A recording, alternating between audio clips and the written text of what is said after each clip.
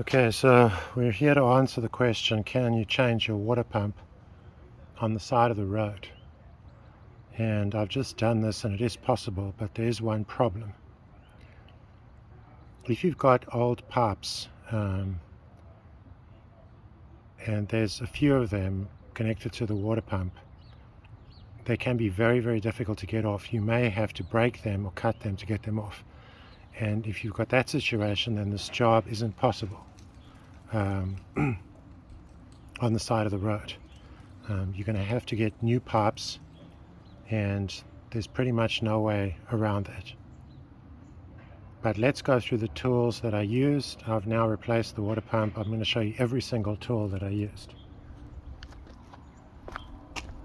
So first of all, you need a bucket to hold your fluid. When you're draining the fluid, you can save most of it, and then you just need a paint strainer. You can buy these at a hardware store. The paint strainer will allow you to put the old fluid back into the coolant reservoir. So you just need to take this and you put it in here and you refill it. Of course, you're not going to be able to save all the fluid, so you will need some fluid.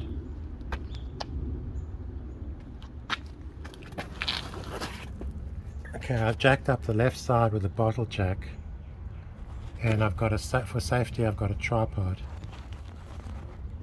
Sorry, that's the right side. Okay, and on the left side, I've just got one of these that I just drove onto.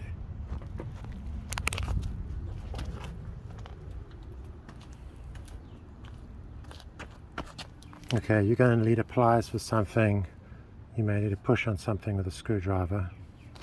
You're going to need a bunch of socket wrenches and adapters and extensions in 1/4 inch and 3/8 inch. You're definitely going to need this swivel joint. The sockets you will need, this is a special swivel joint for tight spots.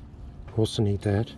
The sockets you will need, you need a 10mm, an 8mm, a 6mm for all the hose clamps, and then you need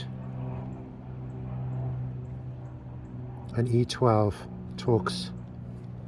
Then you need a number 15 to get the pan off the bottom, the splash shield off the bottom, and then you need a number 17 heavy socket to get the wheel lugs off. You need this to get the plastic rivets off. You need a torque wrench. I torqued the aluminum oil pump bolts to this specification, and over here you can see for an M6 bolt it's 7 Newton meters, and for an M8 bolt it's 17 Newton meters. So the oil pump bolts are 17 Newton meters, and the bolts that go into the thermostat are 7 Newton meters. Now this is an aircraft torque specification for aluminum bolts into aluminum, which is good enough.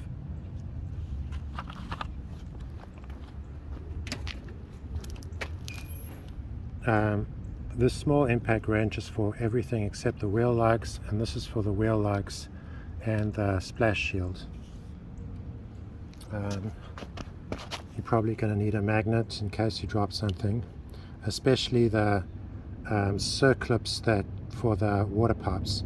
These are notorious for getting lost and falling into your bucket. You're going to need these to find them. You might need this to measure